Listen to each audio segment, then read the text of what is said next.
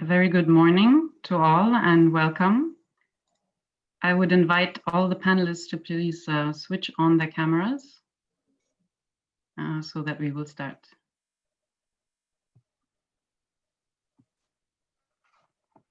Welcome, I am Bina Desai. I'm the head of programs at the Internal Displacement Monitoring Center.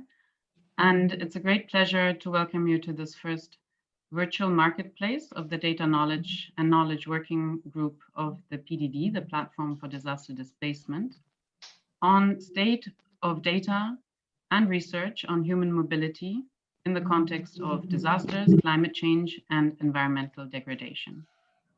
It's organized by the Data and Knowledge Working Group, co-chaired by IOM and IDMC, and it's an opportunity to really take stock now of progress that we've made on the evidence available, to identify data gaps, but also to learn about new tools and new approaches. It's also part of an effort at IDMC now in putting together the Global Report on Internal Displacement, which will focus on climate change and internal displacement and will be published next year. We hope you have seen the opening video of the marketplace overall, which will consist of 3 events today, and so that we can just dive straight into this first session. But before we do so, we have a few housekeeping rules. So we have the slide up here, virtual meeting rules. As you will see, the meeting is recorded and it will be shared later on publicly on the PDD website and all our partners' websites. Please do switch off your cameras unless you're invited to speak. And of course, we will have the panelists with their cameras on. Mute yourselves at all times, again, unless you're being given the floor. But you can and are invited to and encouraged to please actively engage by using the chat box function with questions, comments, and please, while doing so, also adding your name and institutional affiliation, but also to raise your hand if you have a particular comment to make and a question that you would like to voice. And then I can give you the floor in the question and answer session. So we've got around 1.5 hours now for 4 very exciting presentations. We'll have to really stick to time and be strict on presentation time so that we have enough time for questions later on, because I'm sure there will be many. The order of programs, we'll go through the order of the program as you can see it here, and it'll take us from Vanuatu to Senegal and to the Caribbean. Lots of different approaches in data collection that we will learn about. Lots of new processes in terms of how data is being collected. And a number of questions really that will arise out of each, I'm sure. I will introduce each speaker when it's their turn and would like to start right up with Daniel. Daniel Salmon is the DTM officer for the Pacific region at IOM, and he will present to us and explain a little bit about the experience that the team there had recently in data collection on disaster displacement in the context of Tropical Cyclone Harold and the double challenge of doing this under the restrictions due to COVID. It's also part, his presentation and the work that's been done of a larger program, the Pacific Response on Disaster Displacement Project in the Pacific, which is a collaboration between IOM, PDD and IDMC. So I'm really excited to hear about these new insights that he will share with us. Daniel, over to you, please.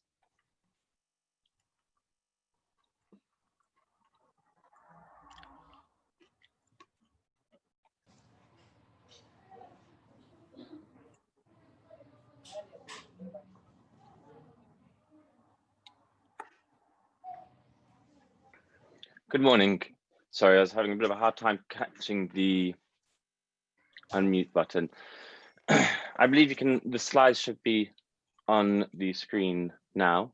So good morning, good afternoon, and good evening, and thank you very much for the warm introduction. Sorry, Daniel, I'll have to stop you briefly because we see a Zoom window, not your slide. I know what your slide looks like. It's not this one.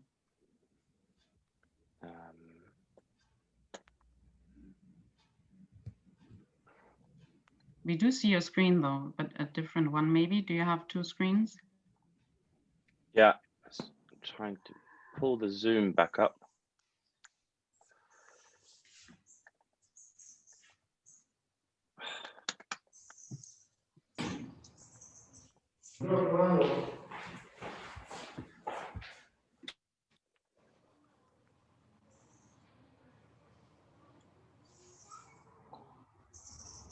Does this Try work? to unshare, maybe stop sharing, and then yes, there we are. Great. Fabulous. Apologies for that technical hitch. So good morning, good afternoon, good evening. Thank you very much for those warm introductions, Bina. As Bina mentioned, I will be presenting to you on behalf of IDMC, PDD, IOM, and the National Disaster Management Office for Vanuatu on its displacement tracking matrix humanitarian assessment, which was supported by the EU-funded Pacific Disaster Displacement Response Programme, and also the SURF. So kicking off is just to give a bit of an overview of Vanuatu. Vanuatu is an archipelago of 80 islands located in the South Pacific with about a population of just over 300,000. It is a geographically complex country with two primary climates, one which is hot and wet, which is November to April, which is what we are entering now, known as the cyclone season, and also a cold and dry season, which is from May to October. Vanuatu is also located in what's referred to as the Ring of Fire. This is because it is extremely vulnerable to earthquakes and to volcanoes, but also it's on a cyclone path and witnessing increasingly more severe cyclones due to the stresses of climate change. Infrastructurally, it's a complex country over sparse land, with villages which are scattered and separated across large distances and hard to access, with limited road networks. It's a complex country to roll out a humanitarian operation.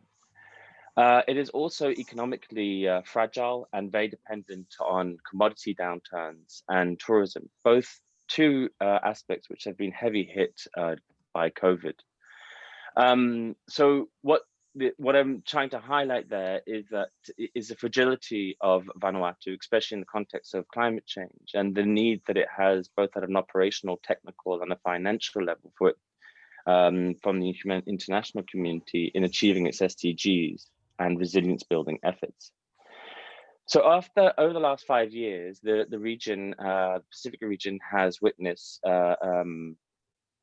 has dealt with a number of cyclones. For example, in 2015, the cyclone Pam, 2016, TC Winston, 2018, TC Gita. In 2020, Pacific had to face a new challenge, which was weathering a Category 5 cyclone, which is the highest intensity cyclone on the scale, but also within the paralyzing economic conditions of the COVID-19. So Vanuatu, as many other countries across the world, put in place the restrictive measures to prevent the spread of COVID-19. That's within all the measures that we're all very familiar with now: the closing of the schools, the limiting of businesses, the banning of public events. Importantly, this also included the restriction of access of humanitarian staff and actors. So when TC Harold made landfall on the 6th of April with sustaining winds of up to 200 kilometers,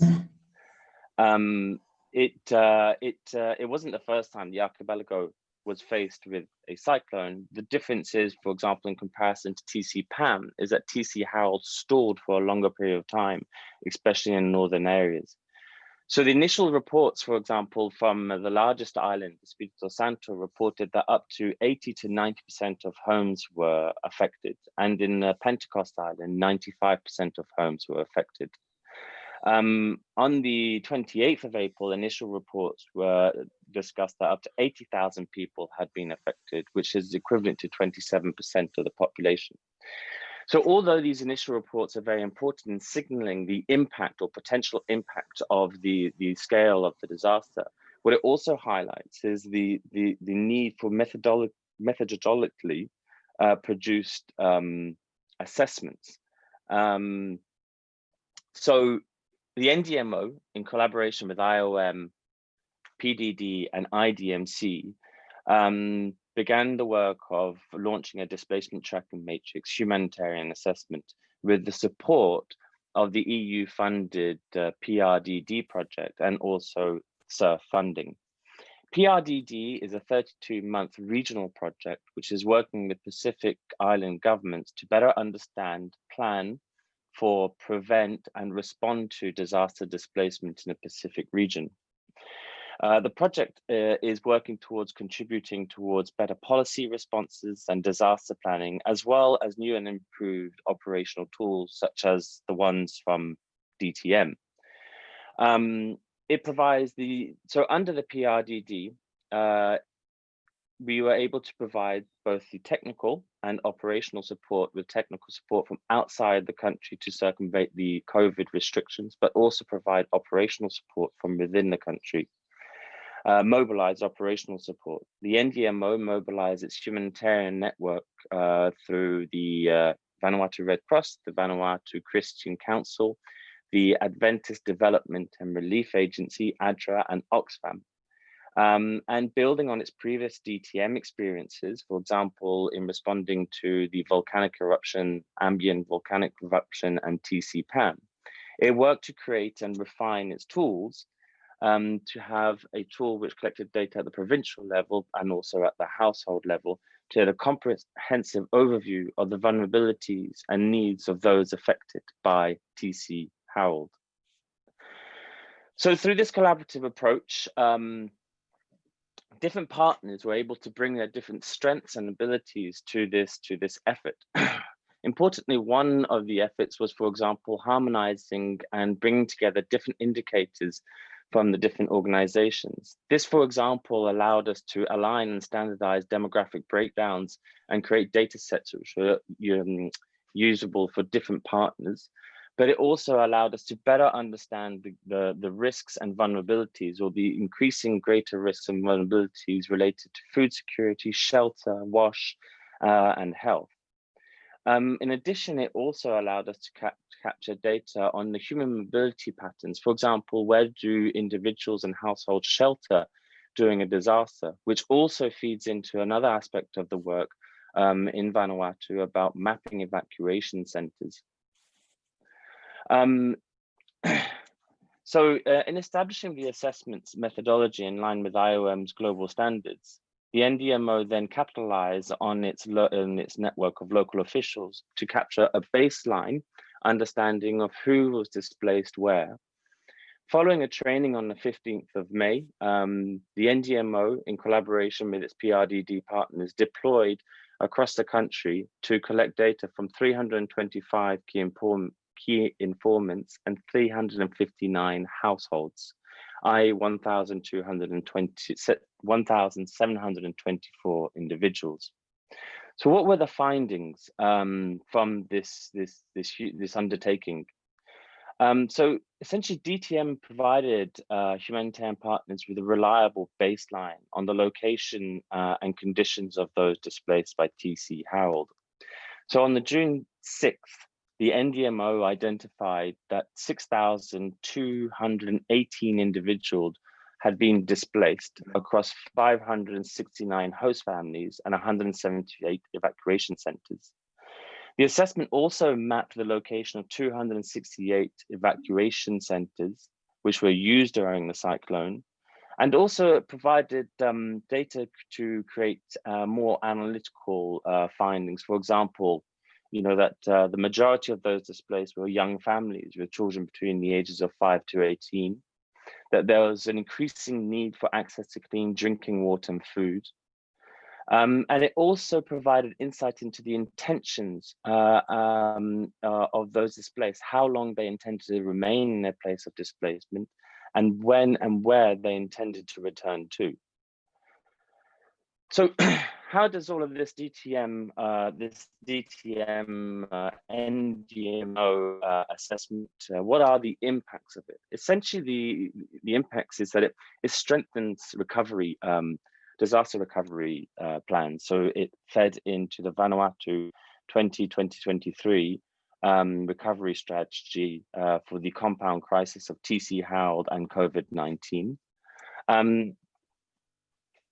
It provided partners, obviously, of who was affected, where they were affected, and where they were located. And it also importantly provided the humanitarian partners with the evidence to develop targeted interventions in delivering life-saving activities and durable solutions, as well as providing the much needed data to support advocacy efforts of the PRDD project partners in highlighting the impacts of climate change on disaster displacement. I think the other thing it also highlighted is also the importance of collaboration in these disasters. There were a lot of partners involved in this effort, and each partner brought its added value and added strength to it, and strengthened the overall response. Also, as a mean to bring resilience into the effort, following the DTM assessment, a lessons learned report was also created, which highlighted some important points, such as the importance of integrating global standards, for example, IOM's global DTM standards, the benefit of an integrated indicator approach of drawing from different indicators from different partners. And also we're trying to create some institutional memory in terms of overcoming some logistical challenges in running a humanitarian operation in a complex environment such as Vanuatu during COVID. So how to overcome logistical challenges in a cost-effective way. And these lessons learned are now being integrated into PRDD's work within the region in developing DTM capacities in Tonga, Solomon Islands, and the Marshall Islands.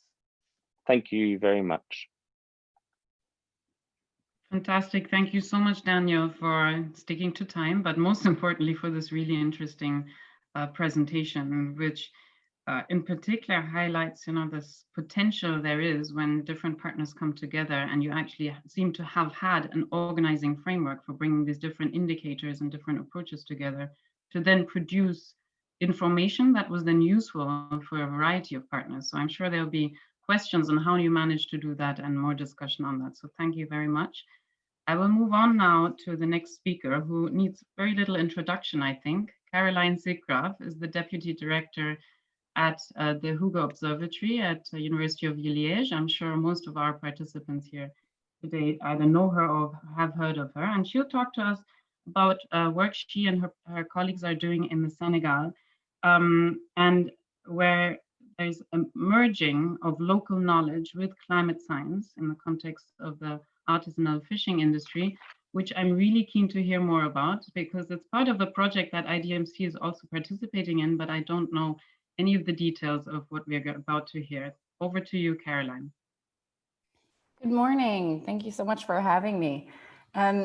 So as was mentioned, what I want to do is present a bit of the Habitable project. So Habitable is a European Commission funded Horizon 2020 program, and we've just started in September of this year. So what I'm going to present to you is specifically one tool that we are developing, but unfortunately, unlike the previous presentation, we're more presenting the seeds of what we plan to do rather than the results, which hopefully we can share down the road. So Habitable is about linking climate change, habitability, and social tipping points.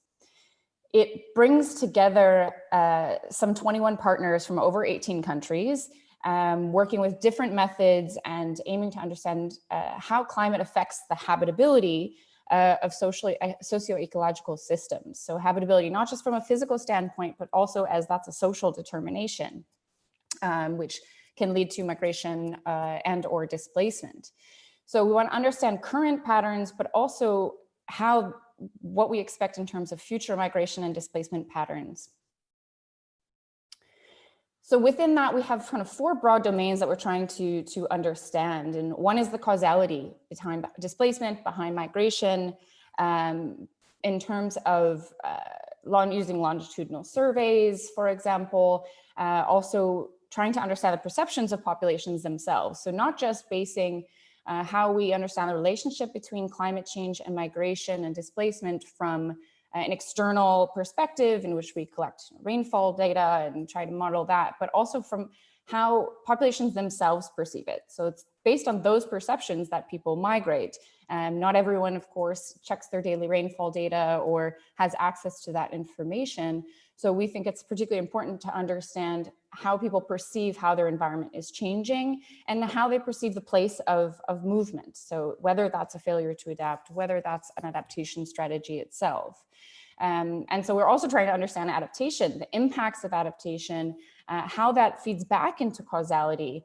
And we also wanted to give particular attention to issues of gender and social equity, which haven't perhaps been as mainstreamed into the study of climate and human mobility as we would like. And then lastly, using that to affect policy, but also seeing again that policy is part of this causality. It's part of why adaptation looks the way it does or doesn't. And so the tool that we want to focus on today and really present quite briefly is an applied field study. So we have lots of field studies and lots of case studies in various countries, but this is one that really looks at actually producing a tool that can help people adapt to their conditions, and recognizing that environmental migration for many people is the exact same thing as economic migration, and that separating those two is somewhat arbitrary. And so understanding that people move and even can articulate their own movement as displacement when we might externally see that as economic migration. So what we're doing is looking at, in this case, the Senegalese fishing community, particularly in Dakar and Mbour, and our partners at IRD, as well as University of Cheikh Anta Diop in Senegal. And they're going to be trying to apply a tool that will help people and fishing communities to adapt and respond to environmental changes in maritime fishing.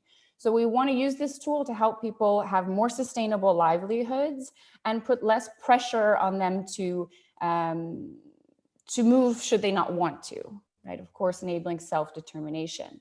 So what we're going to do is develop an aid to decision tool.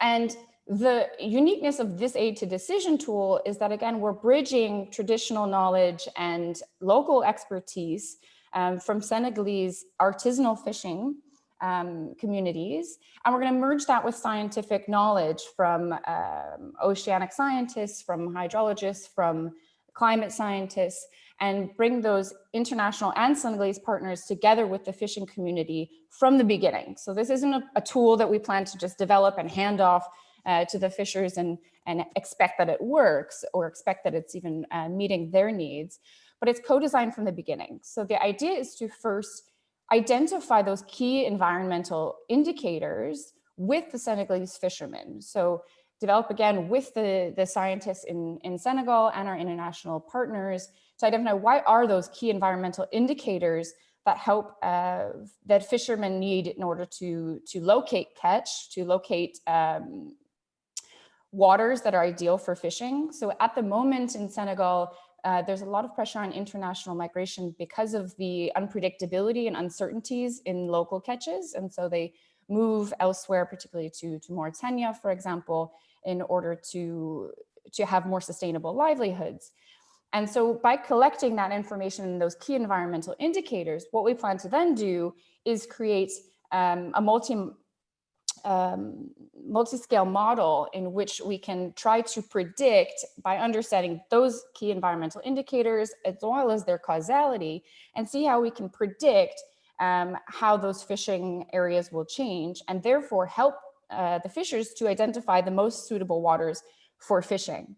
So this is something that will also bring in ANACIM, which is the meteorological agency in Senegal, that's already had some success by using cell phone-based information to alert fishers to the dangers in waters in terms of wave strength and intensity, which is often used, in my experience with fishing communities in Senegal, to either decide whether to fish or not to fish. But we want to build on that and actually help them decide where to fish. And therefore, we can improve those local conditions, decrease those kind of adverse pressures by improving the catch to cost ratio, reducing those uncertainties, and then assisting in those sustainability of livelihoods, so that therefore people will be able to identify within 2 to 3 weeks predictive models of where again should be fishing, where they should be fishing, and when they should be fishing. And so then the idea is not just to keep this as a place-based aid to decision tool, but that we can then extrapolate that to other fishing communities of the world that might be experiencing things such as Senegal, where you have a combination of climate change and overfishing that increases pressure to move elsewhere in order to maintain those livelihoods. So we're hoping by developing this tool with the fishers, it'll meet their needs, it'll be usable, and then we'll be able to extrapolate that to other communities of the world, and therefore decrease pressure for displacement, but also for more involuntary forms of migration. And I will conclude it there, but we welcome you to follow us on Twitter, to look at our website for more information, and hopefully we'll be able to present this tool as it develops. Thank you very much, Caroline. And I'm sure that many of us will indeed keep track of how this tool develops, and we'll be looking out for the results as you then go back and see how it has been hopefully contributing to really building, as you say, on these kinds of yes-no tools that may be available in terms of can we go fishing or not, but then to allow for the sustainability of a livelihood, thereby actually allowing for a continuation within or under adverse conditions. So extremely fascinating, and a lot of questions I'm sure there that may come around, you know, the challenges that you may have faced in bringing those different communities together, and also bringing some of the science, you know, in a sense to understand how it needs to then adapt in terms of its outputs to produce something useful at the local level. So really fascinating. Thank you for that. I have just put into the chat box an invitation to everyone to start posting questions and comments so that we don't get them all suddenly in one go once all the 4 panelists have stopped speaking. Please start already thinking about what you'd like to hear further from them as we go into the discussion after the next 2 presentations. The next speaker is a pleasure for me to introduce Susanne Melde, again, who many of you will know, one of the co-chairs of the Data and Knowledge Working Group. She's the Senior Analyst at the Global Migration Data Analysis Center, GMDAC, in Berlin. And she will talk to us about data collection of a slightly different kind, an assessment in a sense of also gaps of data and evidence, but something that's also, again, very much applied in the sense that it contributed then directly and seeks to contribute directly to capacity building processes and efforts in the Caribbean, and as well as regional dialogues there. So Susanne, over to you, 10 minutes. Thanks a lot, Bina, and welcome also from my side. Before I start presenting that regional project, and since this is a marketplace, I also wanted to mention a few other things we have done lately to stay in Africa, I guess. At the beginning of this year, in January, there was the International Forum on Migration Statistics in Cairo in Egypt, co-organized by OECD, IOM, and UNDESA, and hosted under the African Union Commission. And what we did there, we organized as part of this data knowledge working group that today is organizing these events of the platform disaster displacement. We organized a panel on climate change and human mobility data. It was chaired by the Potsdam Institute for Climate Impact Research. We will hear from those colleagues actually in one of the later sessions today, and we had a number of different speakers. It was a very well attended session. And what we've also done on our side at IOM's Global Migration Data Analysis Center last year, they came out this year, is to look at the, what do we know? Often policymakers, may not have time to look into all the innovative approaches everyone is looking into, but really would like to have a, where do we stand? What do we know? What do we don't know? So we prepared a literature review and then also a paper on the impacts. And I thought I would share that here because I thought maybe some of you may be interested in that. So coming to that regional project that I would like to showcase here, it's called Regional Dialogue to Address Mobility and Climate Change Adaptation in the Eastern Caribbean. It also just started a couple of months ago, it's running until next year. We're focusing on 6 participating countries: Antigua and Barbuda, St. Kitts and Nevis, Dominica, St. Lucia, St. Vincent and the Grenadines, and Grenada.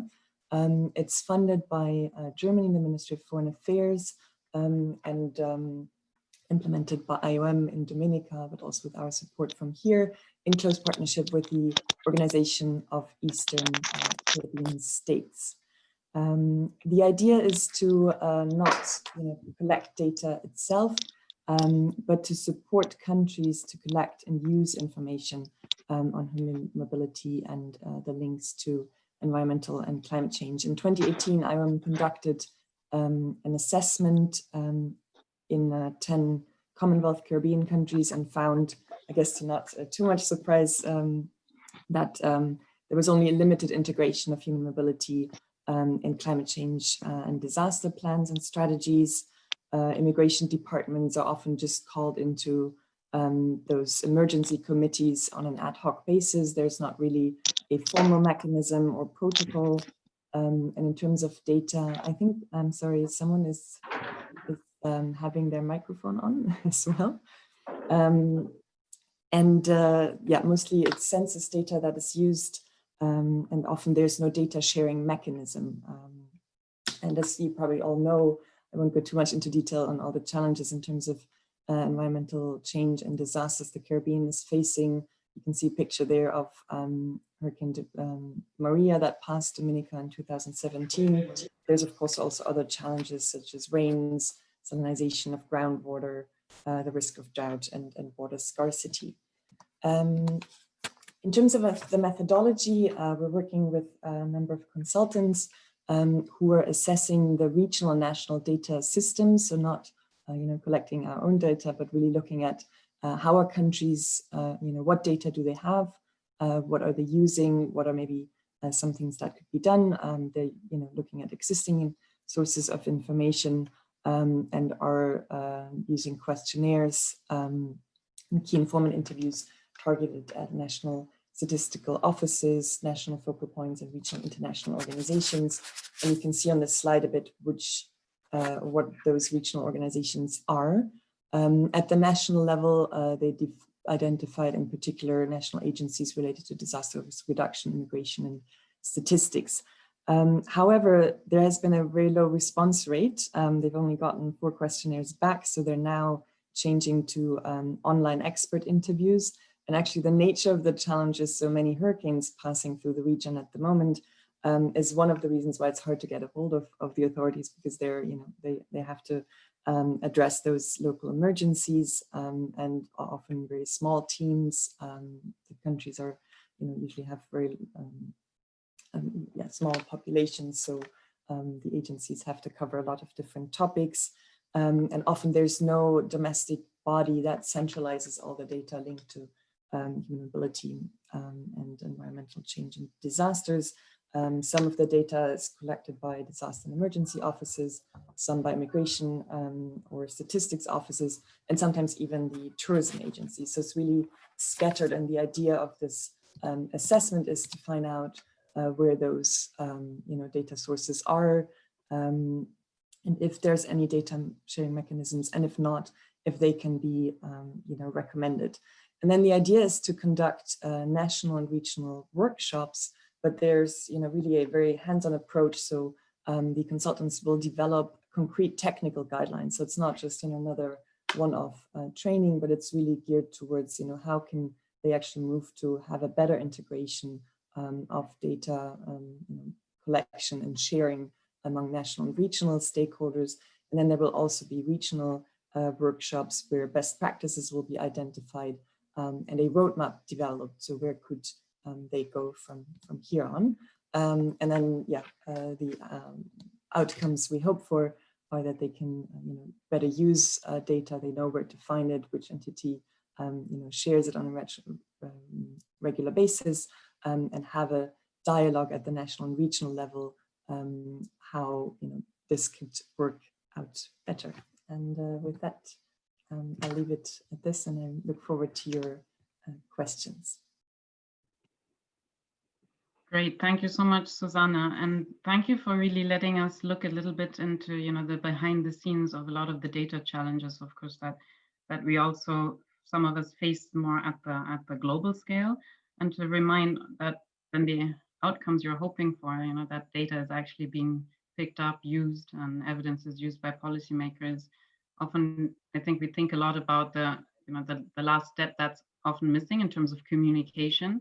But you've been highlighting a lot of what needs to happen even beforehand in terms of just being able to work through all the disconnect that is there between the different data sets and really looking at the need that's there to really build a more coherent system, potentially have it centralized somewhere, but allow for it to be really come together into coherent data sets and evidence that can then be communicated and used. So thanks a lot for this, and also probably some questions there again on, you presented the methodology a little bit, but what else you've been doing to actually allow to bring this information all together. The questions are coming in, that's great to see. Before we go into the discussion, however, we've got one more presentation, and it's last but not least indeed, John Marazita, who is the Director of Environmental Mobility Research Unit and a PhD candidate at the University of Geneva. We had the pleasure of collaborating before, and earlier this year he published a report on Hurricane Dorian in the Bahamas with IDMC, and he has lots of expertise that fits into the discussion today and some of what we'd heard before on climate migration and SIDS.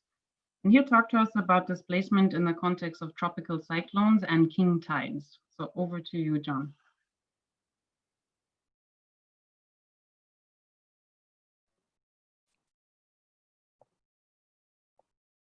Okay, I hope you can see my slides. Good morning, friends, colleagues, and all who are interested in the ever-increasing displacement caused by natural disasters. First, I'd like to thank the organizers of this event, and a special thanks to Bina for the introduction. As always, it's great to see you. If I may, I'd like to start with the story of Dorian and the king tide. So in 2019, Hurricane Dorian intensified into a Category 5 hurricane. As it approached the Bahamas, the hurricane made landfall on Elbow Key near Abaco Island on September 1st. It struck the economic heart of Abaco at Marsh Harbor with wind speeds of 295 kilometers per hour, slowly moving west over eastern Grand Bahama. As the hurricane churned north, the eye stalled just north of Grand Bahama until September 3rd. For low-lying communities in the Bahamas, hurricanes are nothing new. Since 2015, the country was struck by several Category 4 and 5 storms, including hurricanes Joaquin, Matthew, and Irma. These incredible storms caused widespread damage, but Hurricane Dorian was different. As Dorian made landfall on September 1st, households sought shelter as they had in previous storms. Some families hid in bathrooms and some crouched under staircases. Although the thought of an approaching storm of Dorian's caliber could not be taken lightly, the Bahamian people had the lifelong experience of negotiating powerful hurricanes, local knowledge-based response. As the first hurricane phase bore down on Abaco and Grand Bahama, Dorian seemed to be just another hurricane. The first phase moved on quickly, and the eye of the storm gave reprieve from the strong winds and torrential rains. The occupants of homes damaged during the first phase used this calm to seek shelter before the second phase, with neighbors, nearby relatives, or in well-built public buildings. As the Bahamians sought shelter a second time, the water started to rise. The winds above intensified. This was something very different. As the water continued to rise and Dorian's second phase paused just north of Grand Bahama Island, the Bahamians improvised. They stood on tables and benches and hid under kitchen cabinets. As the water continued to rise, many survivors moved into the home's attics. As one survivor from High Rock recounted to me, his family was in the rafters with floodwaters just below their feet and the sounds of Dorian's 295 km/h winds ripping off shingles just above their heads. IDB reported after the hurricane that the storm surge sweeping over the island reached 7.6 meters in height. While heavy rains and Category 5 storms have a precedence in the Bahamas, such storm surges had not been experienced in living history. The storm surge, however, cannot be blamed purely on Dorian, but resulted from unfortunate timing. Hurricane Dorian struck during a king tide. The video that you have seen playing here is not a coastal resort where you might expect high storm surges. No, instead, the view you have been watching was the inland Grand Bahama International Airport runways. King tides are easily predicted years in advance, but are not widely defined disasters. The term was coined by Pacific Island states, but as sea level rise, the term has been adapted by coastal communities around the world. A quick Google search for king tides will bring up articles about Miami, San Diego, Venice, and even the Atlantic coast of France. There are several working definitions of king tides, but as sea levels rise and there are greater instances of coastal flooding, king tides in relation to disaster displacement can be understood as the 3-day series of above average high tides coinciding with the 10 highest tides in any given year. It is important to note, however, that this is not a static definition, and as sea level rises, so too will the threshold of high tides contributing to displacement. Although king tides cause flooding that leads to damages, and sometimes on a recurring basis, as in Miami, they rarely cause displacement on their own. Displacement is usually linked to increased storm surges caused by tropical storms approaching during the onset of king tides. As you can see here from IDMC's figures on displacement in the Bahamas, displacement caused by Dorian dwarfs all other displacement events in the Bahamas over the last 12 years. In the end, it is estimated that just under 10,000 people were displaced. This number may be conservative as the last census was carried out in 2010 and also due to the large presence of informal settlements in Abaco. Hurricane Dorian was not the first storm coinciding with king tides to cause displacement. Instead, such displacement events have been occurring increasingly as sea level rise continues to impact coastal communities, and especially in low-lying island states. When looking at displacement over the last 5 years in the Pacific Islands, Kiribati, the Marshall Islands, Tuvalu, and Tonga have been severely impacted. In 2015, the normally tranquil urban center of Kiribati, South Tarawa, was struck by a wall of water. 2,500 people were displaced. The vital Baisio Bairiki Causeway was severely damaged, and homes, hospitals, and public buildings were destroyed. As of 2018, reconstruction was still underway. Last year, as many of you may remember, a king tide struck Majuro in the Marshall Islands, coinciding with a minor storm leading to damage and the displacement of 185 people. Although the number is not as large as other displacement events, it is noteworthy that even smaller events with a storm surge under 5 meters are beginning to cause displacement. Earlier this year, shortly after my own trip to Tonga, Tonga's most populated island, Tongatapu, was hit by a towering storm surge coinciding with Cyclone Harold.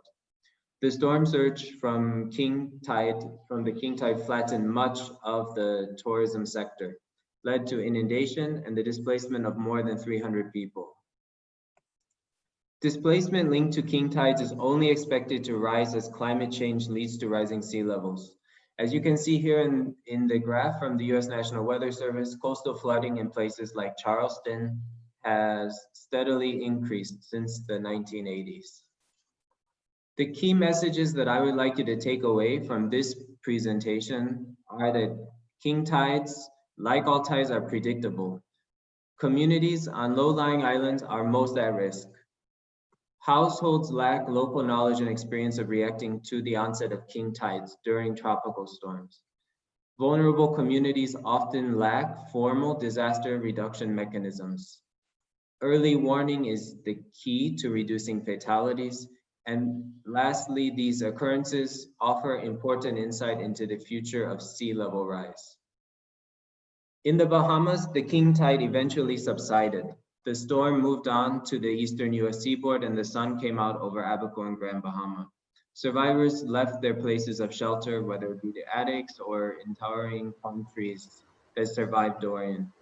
As the displaced Bahamians fled to airports and harbors, seeking transport to Nassau, other islands, and even to the US, Dorian and the king tide not only left 10,000 displaced people, but was the first natural disaster in recent Bahamian history to have significant fatalities. 70 people perished and countless people remain missing. As academics, we have always thought of rising sea levels as a future problem, but for low-lying island states, the impact of climate change is here. So thank you, and I look forward to your input.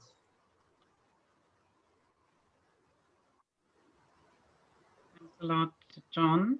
Thank you very much for also giving this very kind of tangible example and visual storytelling about this context, and really showing how indeed what a lot of I think also by now academics know, but particularly people living in those contexts know that climate change impacts are already very much there and experienced very much by them, and sea level rise is not indeed a future threat.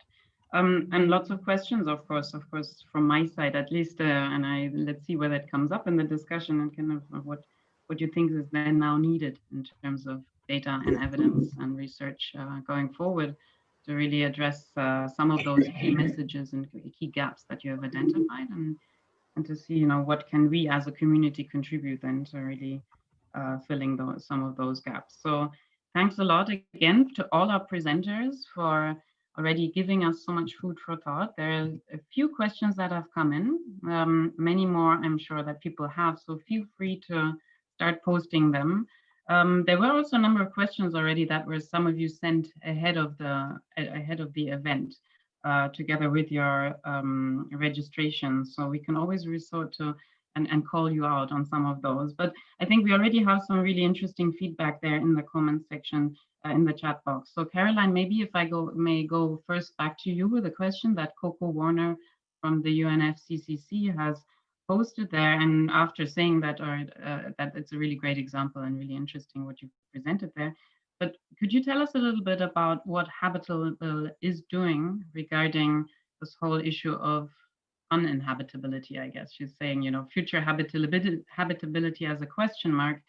And maybe you can combine it with the question that I had at the end, what is Habitable doing, but more broadly, what do you think what needs to be done now more of to bring science and local knowledge and also local experience together, also to bridge maybe that gap that John has identified as that academic processes and scientific endeavors may sometimes be a little bit disconnected from what is actually already happening on the ground.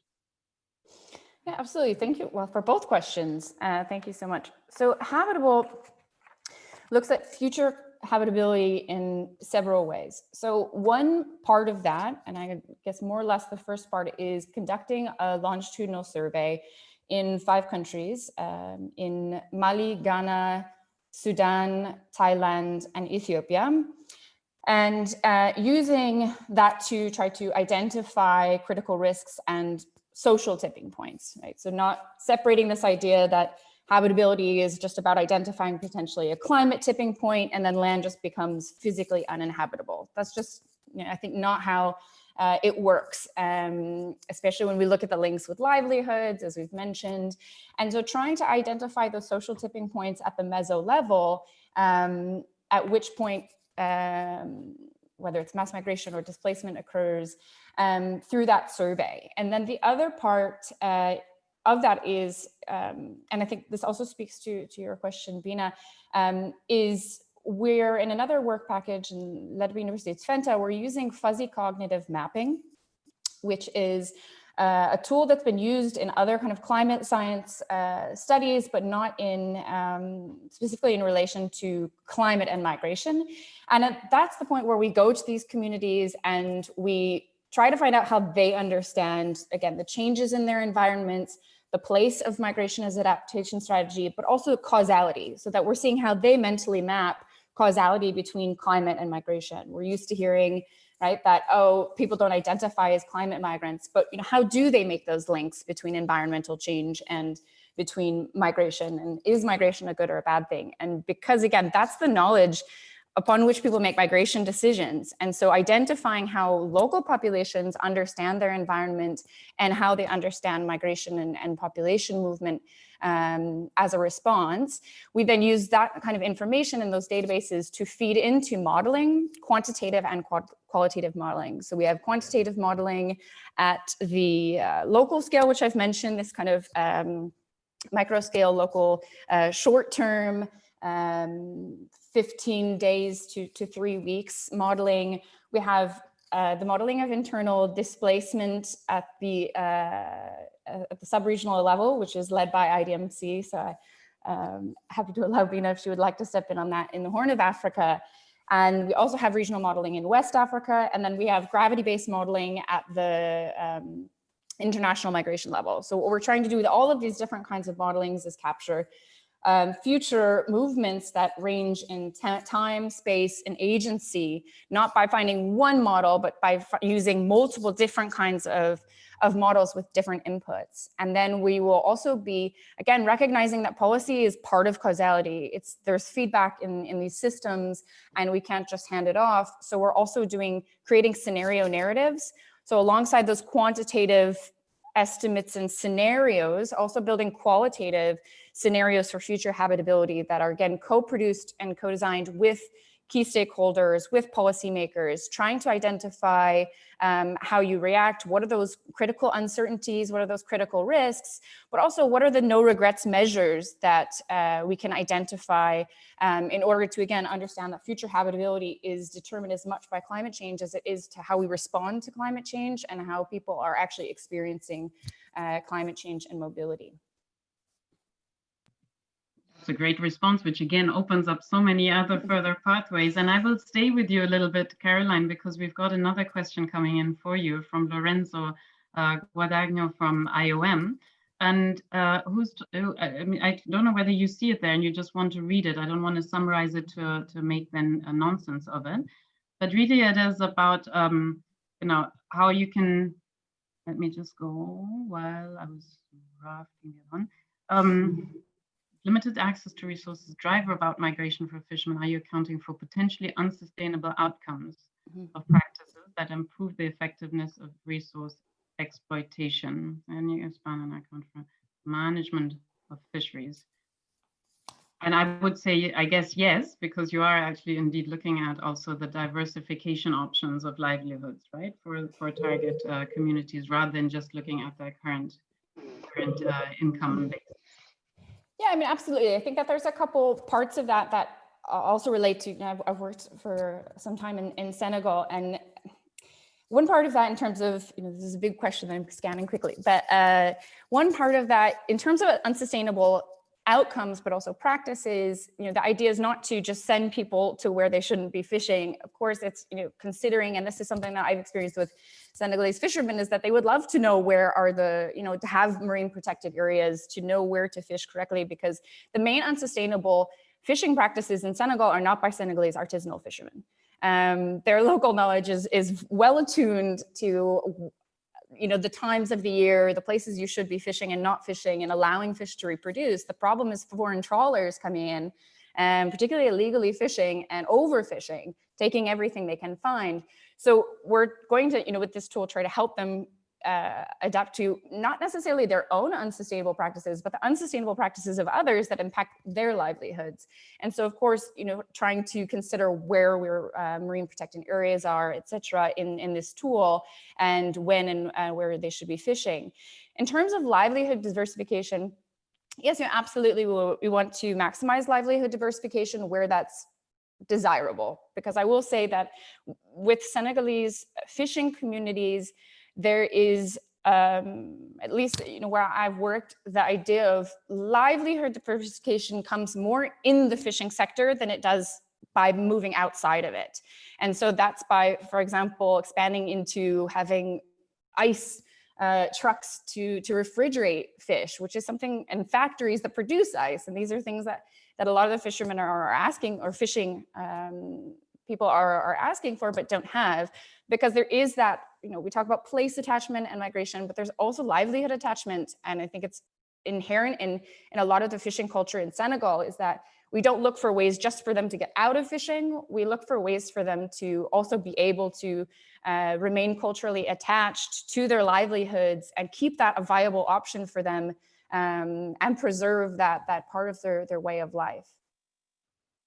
Excellent. Thank you very much. And indeed, it's really great how you, in your previous response already, also pointed to this need of really getting a better sense of what not just that attachment is, but the experience overall is, and also what the value within that is in understanding and helping us really identify and readjust our terminology and our definitions and concepts also of not just the livelihoods themselves, but then also of mobility in such contexts. And as you were saying right up front, that differentiation between environmental migration and economic migration may be so arbitrary, or is so arbitrary in such contexts. And local experience brings me to John with a question that was put to you here by Susanna, actually, one of your co-panelists, and she, I think, quite rightly asked, it's interesting and surprising somewhat that you talk about a lack of experience at the household level in the Bahamas and the other islands, given the regularity of the occurrences of these types of events. Is it a lack of preparedness, and what's underlying this, John? Okay, thank you for that question, Suzanne. So for low-lying island communities, there's a regularity to king tides, and there are measures in place at the household level for preparedness to king tides, and the same goes for hurricanes and tropical cyclones. Now, oftentimes these are two very opposing measures. So for king tides, of course, you want to go high and away from the coast, but for hurricanes and tropical cyclones, the households view this as the opposite. It's too high, low, and away from the storm winds. The lack of experience comes from the rarity historically of king tides and hurricanes. It's mostly in the Caribbean, where king tides are sort of something new in dialogue, as well in Florida and in the east coast of the US. So Dorian caught, for instance, the Bahamians off guard because they didn't know what to do or where to go, what was safe. It was this mixture of two disasters coming at once, and there was no precedence for this by the households. I hope that answers your question. Yes, thank you very much, John. And it shows that, therefore, of course, kind of data collection at that level and really understanding the local context will have to be complemented by other types of risk assessments and further projections that may not be based on what has happened, but really on all the potential future scenarios of what could happen. There's another question before I check further into what else is coming in. From Jane McAdam of the Calder Center for International Refugee Law.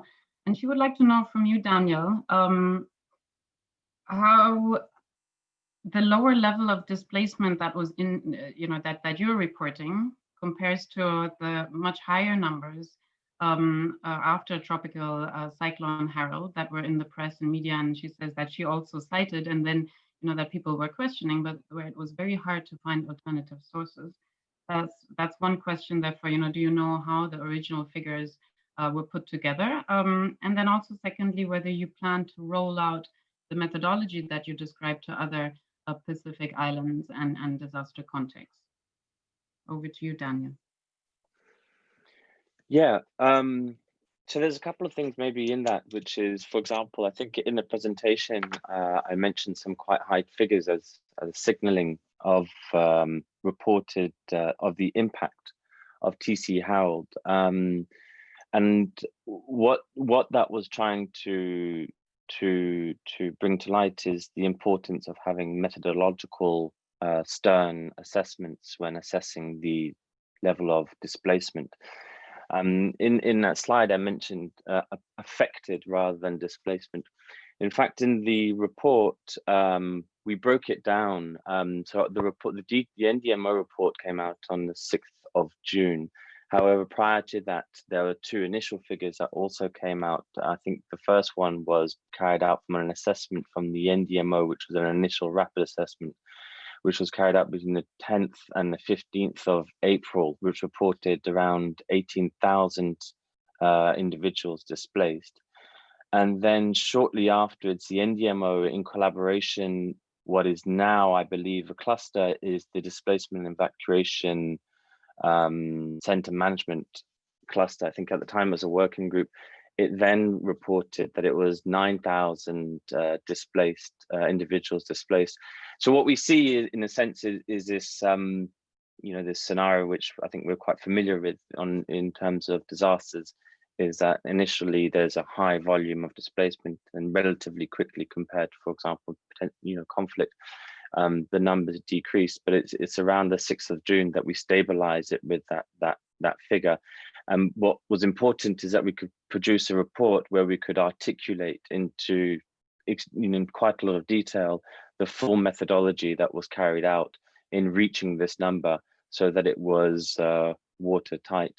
In terms of this being reproduced in other areas, in other regions in the Pacific, yes, exactly. So this is the PRDD project, along with strengthening policies in relation to disaster displacement. It's also strengthening the operational tools, of which DTM is part of that effort within the wider region. So we're working with Tonga, Marshall Islands, and Solomon Islands, and strengthening their displacement monitoring and tracking capacities.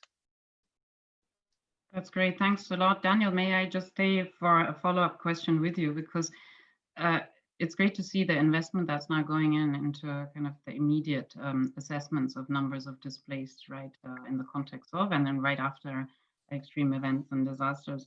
What is kind of the time frame between, because the DTM, of course, is not a one-off, you do then follow-up assessments. What's the time frame between them? And do we know, for example, in the context of Tropical Cyclone Harold, how many people remain displaced now, 7 months after the event? As and all of us have been discussing for a long time, there's a key gap, of course, on data on disaster displacement further down the line after disaster events.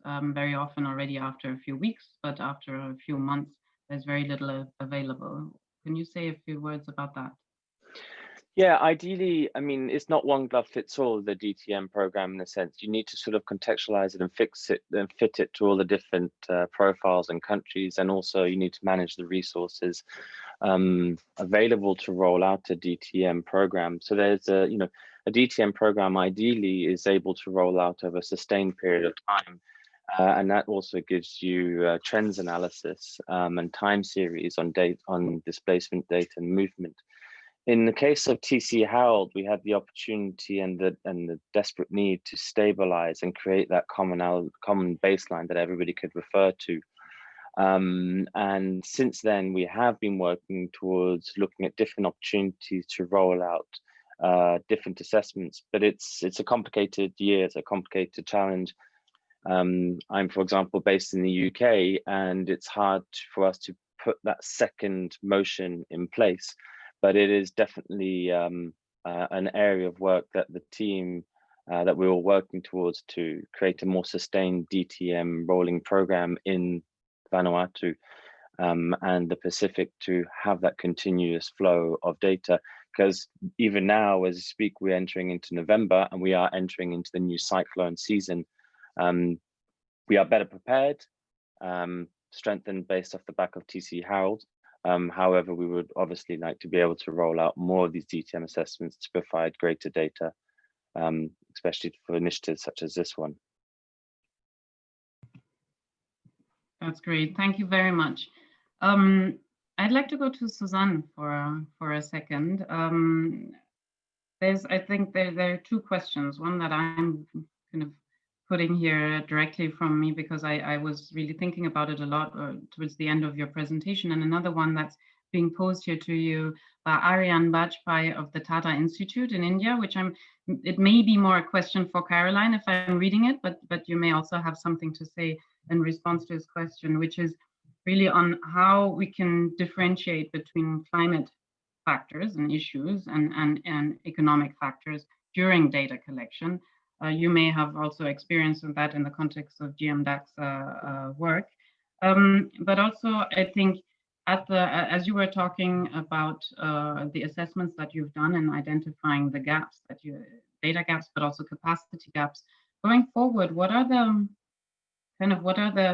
what's a useful strategy available, and what are already in the outcome in the recommendations maybe where you hope to see in the outcomes of your efforts an uptake on, in terms of the fact that we probably can expect those capacity restraints or constraints to continue, that you were identifying in terms of institutional fragmentation in context of small island states, limited capacity available, administrative capacity, institutional capacity, and yet we have all these ambitions of filling data gaps. What's the strategy there? Over to you, Susanne. Thank you, Bina. Maybe I'll start with Aryan Vajpayee's question, a very pertinent point about how we differentiate climate from other factors in the data collection. As part of this regional project, the consultants are looking at, what are existing databases. And so they're looking at some that are just based on disasters or on humanitarian data. There's humanitarian data exchange. But it's a very valid question. We had also looked at that in a project called MACLAB, Migration, Environment, Climate Change Evidence for Policy, where you could probably say if someone has to leave their house after a hurricane or another disaster, that it's probably very much likely due to that disaster. But we've also seen in the literature, it really depends on the type of event, and it also depends on particularly the profile of the person. The example always given is of Hurricane Katrina in 2005 in the US, where the same disaster struck a community, and some people had to be evacuated into that Superdome that you may still remember some of those pictures, I guess, if you're old enough. And on the other hand, you had people who just packed up their most important things, took their car and their families and left the town and went to stay with relatives and friends. So you had very different strategies relating to that same disaster. In terms of the Caribbean countries, we're looking at the launch event, I think last month, some of the government officials were alluding to there's freedom of movement in the Caribbean. So after certain disasters, people were able to evacuate or to go to other island countries. Of course, for data collection, that was a bit difficult because if you don't have to have some sort of entry visa, then it's difficult to know how many people actually went to that other island. But it's a very pertinent point. I think it's not something we can solve, and it's important to keep in mind that people move for a variety of reasons. The environmental disasters are usually just one. So yes, the people we probably have data on are the ones, let's say, that probably needed to be evacuated or support by officials. To come to your question, Bina, about the way forward or strategy, we're still kind of early in the process, but what we've seen a bit from the gaps is often it's not clear, who collects that kind of information. So in each country, you need to see, as I mentioned, in some countries, the tourism offices have very interesting information about, people that had to leave the country because of a disaster. So really identifying a focal point institution, maybe have some official data sharing protocols so that it's not just ad hoc that that data can be accessed, but that there's a regular mechanism that everyone has access to that information, and have a focal point entity, let's say the go-to entity where everyone knows they're collecting that data, and that's where you can find it. And then also see at the regional level how that could maybe be, having a regional entity or who at the regional level is managing that information. And maybe just because I saw Alice from IMM as well was asking a question about gender. Just to mention that, we're looking also in these assessments, of course, if the data that is collected is disaggregated by sex, but also if there's, gender identity issues, people, if those are taken into consideration. Excellent, thank you very much. And a nice segue into the gender question indeed, which I still had noted here, but it was to all. So I wanted to open it up, and thank you, Susanne, for already partly answering it. I was very heartened to see Daniel mentioning sex and also to some extent age disaggregation in the effort that they've done in the Pacific. But who else would like to respond to the question that Alice from IOM has put to all of us? How gender perspectives are captured indeed in the data collection efforts and in the analysis? Caroline and then John. Thank you. Okay, thank you so much. Yeah, great question. So as I said, one of the key objectives of Habitable is producing more knowledge about gender and social equity issues. So this isn't something we see as kind of a hindsight, and then we, you know, at the end we say something about gender and it's contextual.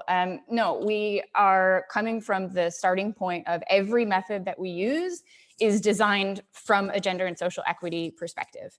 And so of course we're going to be disaggregating by like our survey data by sex, age, and socioeconomic characteristics, as well as gender, but we don't think that that's enough to capture the complexity of gender, and again, not confuse just sex and gender as synonymous.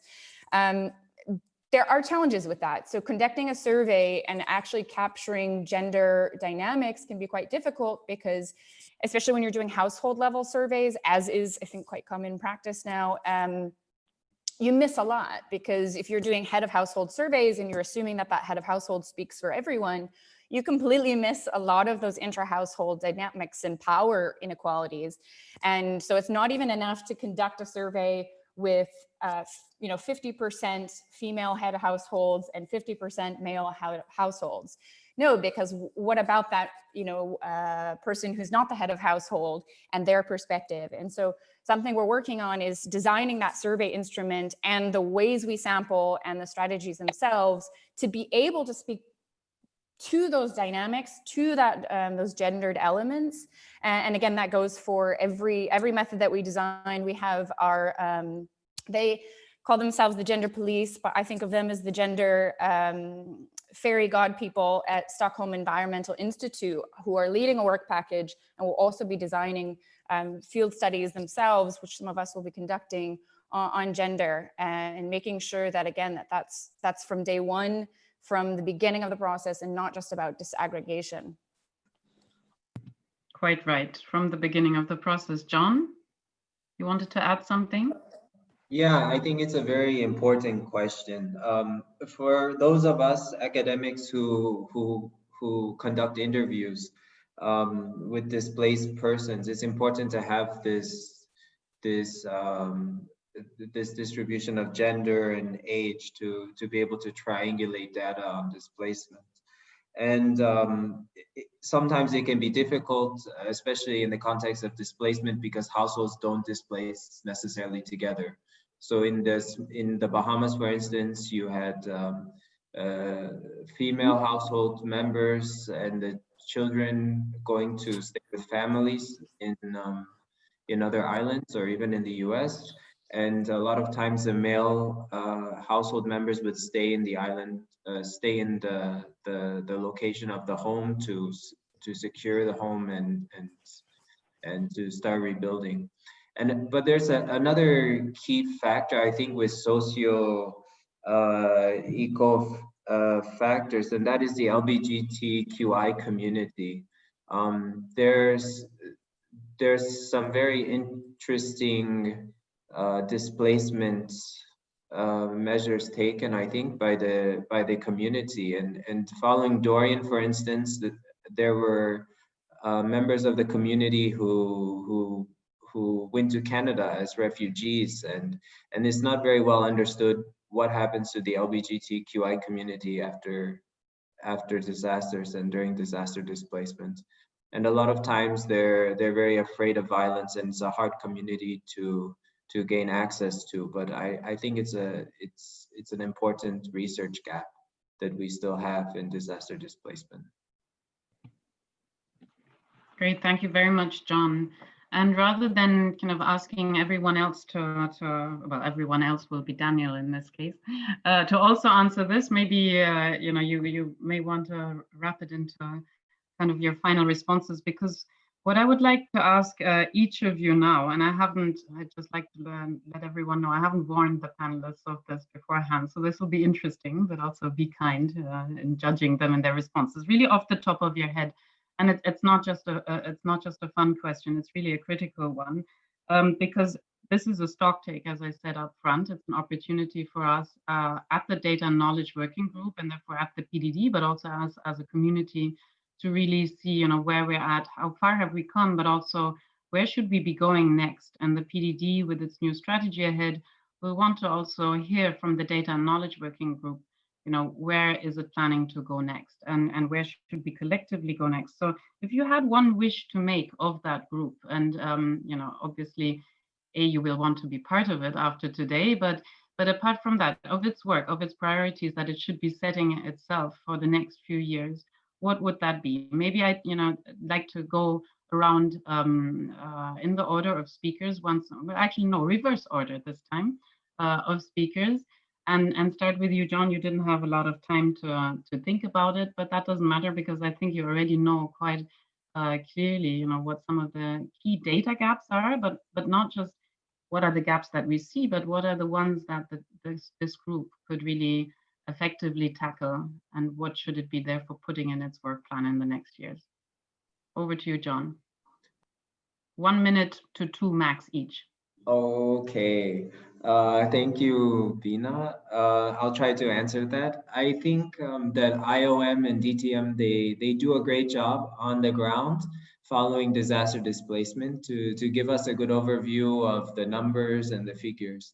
But if I could ask for anything, I think it would definitely be that academics have more support and gaining access to disaster displacement immediately after natural disasters, because in the academic world, funding moves very slowly, everything moves very slowly, and for when we don't have this access, we don't have this academic source of data. So I think that if social scientists could go in and conduct interviews without the official IOM banner over our head, or without this affiliation, we could get a better understanding of how the households, for instance, are really reacting to disasters and disaster displacement.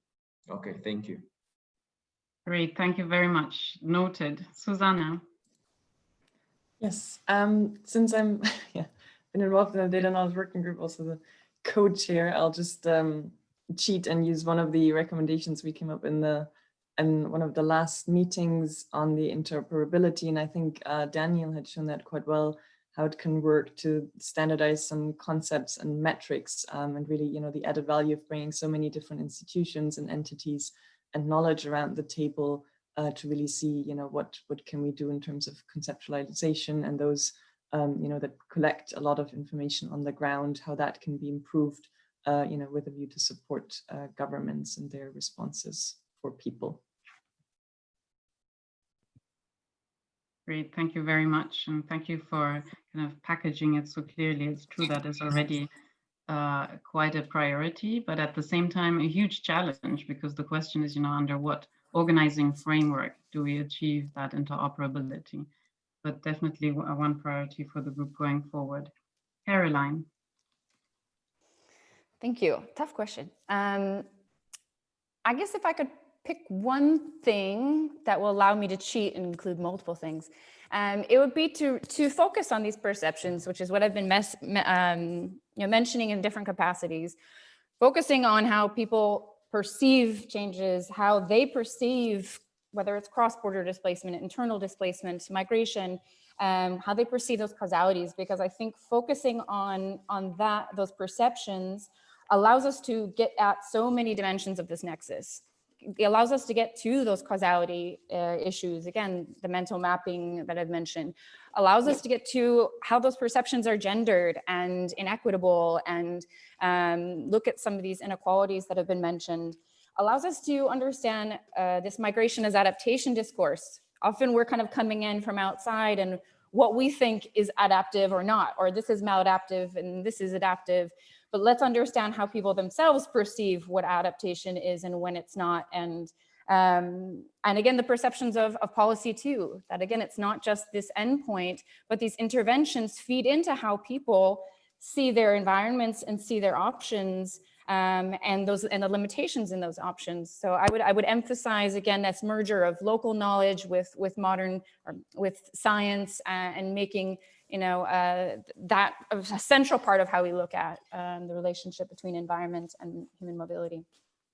That's great. In a sense, you're connecting to John's point of giving more academics, he said, but basically, different types of disciplines, backgrounds, access into such contexts. The question would be then the other way around. It's like, it can't be just about flying people in, of course, and conducting data collection on behalf of those types of projects and efforts. And so the approach that you have been presenting, of course, that what's so interesting there is that you've been building it up from the start in a collaborative manner. So thanks a lot for that, though. The real focus on people's perceptions, local knowledge, and then all the nuances that come with that, and to put that on our research agenda, or see how we can invest more in that collectively. Last but certainly not least, Daniel. Yeah, so off the cuff, I mean, yes, I think it's this collaborative approach. I think one thing that PRDD project has very much taught us is that policy development and tool strengthening are complementary, and they support one another.